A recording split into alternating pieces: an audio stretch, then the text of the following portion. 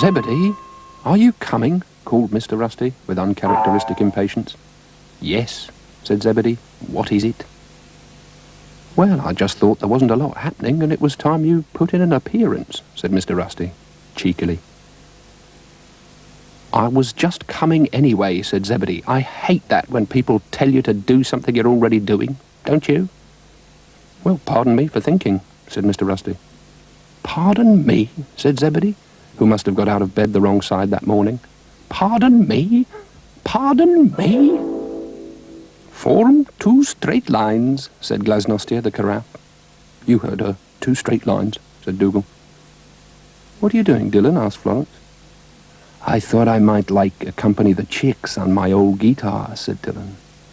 Where I come from, said Glasnostia, cups up, cups down. We practice not with guitar, upsy, downsy, but with beautiful violin. Hey, that's cool, no problem, said Dylan. I can handle that. Upsy downsy. Is this ballet? Said Mr. McHenry. I love ballet, almost as much as I love opera. No, it's not ballet, said Glasnostia. Cups up, cups down. Is, how you say, synchronistic gymnastic. Well, I think it's holistic, said Dylan, getting into the flow. I think it's fantastic, said Brian. And now, please, attention, girls, double time, said Glasnostia.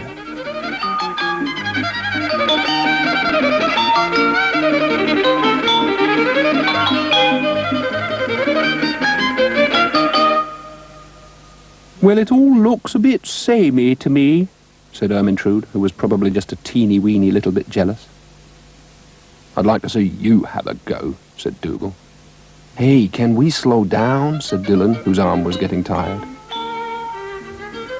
Where I come from, we never go slow, said Glasnostia. Cups up.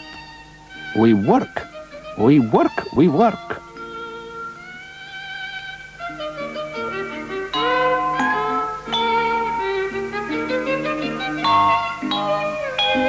Oh, man, said Dylan, falling asleep. Cups up, cups up, up, up. But the cups were getting a little bit tired. She's right, you know, said Dougal. It's tough, but you've just got to pick yourself up, dust yourself down, and try again. Said Florence. Don't they even get a tea break? Yes, said Glasnostia. Every leap year. Sometimes, said Zebedee, you can have so much of a good thing that it starts to really get on your nerves. Yes, said Florence. I think you're right. A nice gentle stroll is more my idea of having fun. And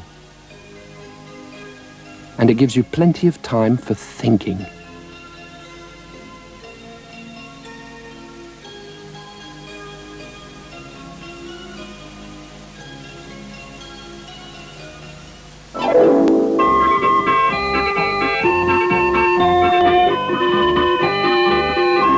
Sorry I'm late, said Florence.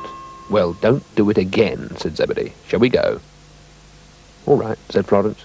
And they did. 29, 30, 31, 32, 33. Hello, Dougal, said Florence. What are you doing? 19. Oh, you've made me miss my place now, said Dougal.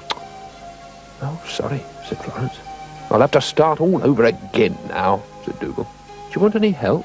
Asked Florence politely. Oh, that's very kind, but I'm expecting a special delivery of daisies any minute as it happens, and I can manage perfectly well on my own. Thank you very much. Oh, said Florence. I'm glad you dropped by, though, because I meant to ask you, you wouldn't by any chance have any... You don't have any... sugar, do you? I thought you'd given up, said Florence. Oh, I could stop just like that, said Dougal. Here we are, said Florence. The trouble with sugar, said Dougal, fetching the hammer, is that it's very bad for your teeth. Said Florence. Shall we go and see if your delivery has arrived yet? All right, said Dougal. Ermintrude was walking along the railway tracks. No, nothing, she said. What on earth are you doing? Snorted Dougal. I'm listening for the train. What does it look like?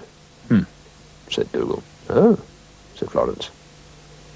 Yes, if I put my ear to the ground, I can hear a mouse scratching its nose 4 miles away, said Ermintrude. Cows can do that sort of thing, you know. Pink cow speak with forked tongue, said Dougal. Yes, I think a train passed by this way several days ago.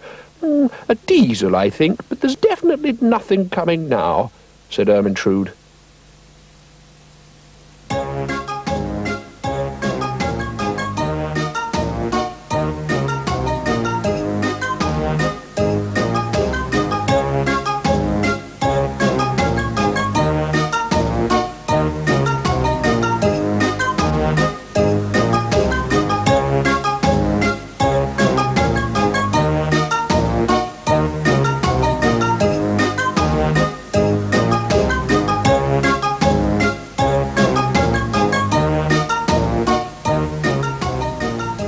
Well, I might as well sit down on the tracks and relax, said Ermintrude.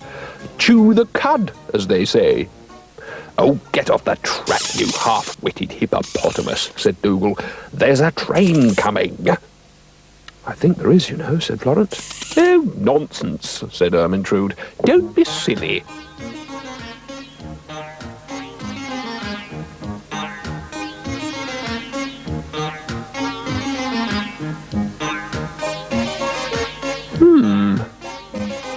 Oh, there's something on the line. Help, help, it's a hold-up. Hold, hold, it's a stick-up. Hip, hip, it's a hiccup, said the train. Watch out for Ermintrude, said Florence. The trouble with sitting on the railway track, said Ermintrude, is that you just don't seem to be able to get comfy. Oh, it's a herd of elephants. It's a pink avalanche. It's got spots on.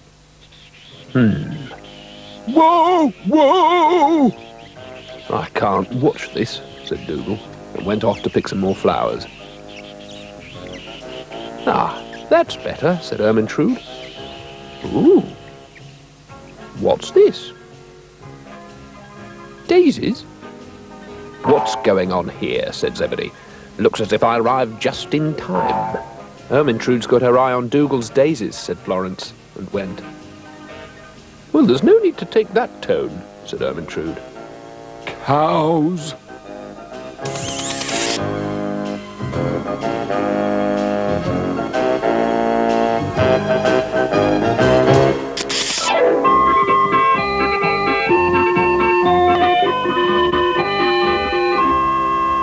There's a bird up there in that tree, said Mr. Rusty, and I can't think of the name of it.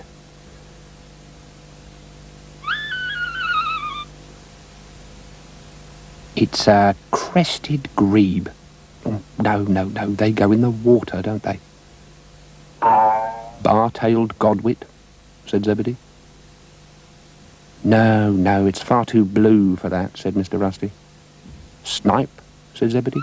No, said Mr. Rusty, look at the wing markings. Crossbill, spoonbill, ibis, avocet, said Zebedee.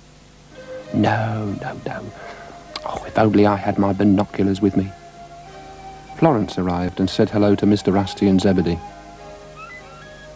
What are you doing? She asked. We are trying to think of the name of that bird up there in the tree, said Zebedee.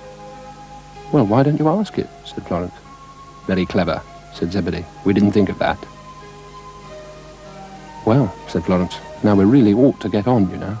Yes, all right, said Zebedee.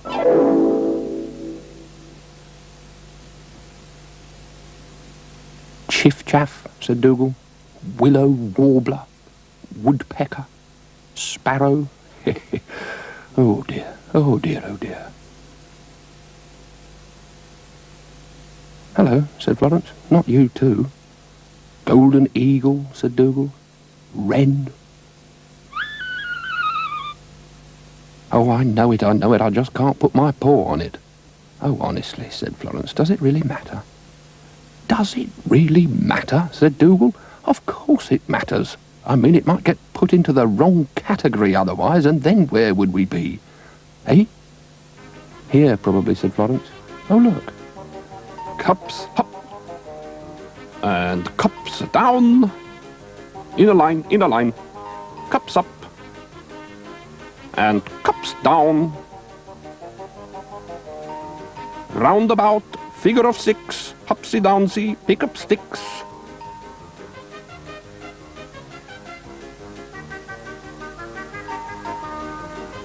They look very fit, said Florence. They train for years, you know, said Dougal. Yes, all my girls are hand-picked. Cups up, cups down. They start training when they are just 1 day old. Uppity cups, downity cups. I wish I could do that, said Florence. Said Dougal. The trick is to make it look easy. Yes, 7 hours of practice a day and no late nights for any of my girls. You have to be completely dedicated, you know. Oh, yes, you have to watch your diet, practice every day. No time for anything else at all, said Dougal. 3 by 3, 2 by 4. Hupsy-downsy, push the floor. We really ought to do more exercise, you know, said Florence.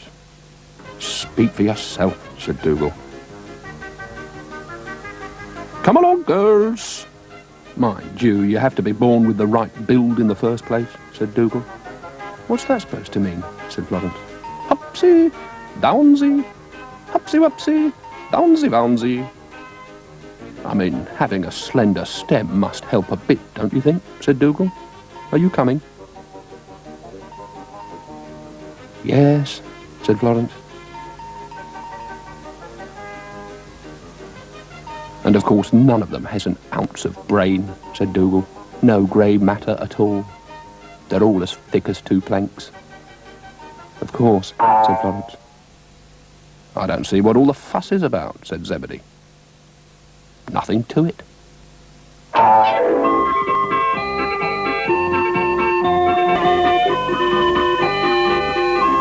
Ah, chivalry, chivalry, the age of chivalry is dead, said Dougal. What are you on about now, said Brian. In days of old, when dogs were bold, said Dougal, and would fight the good fight for their lady. Even if she wasn't that interested, said Brian.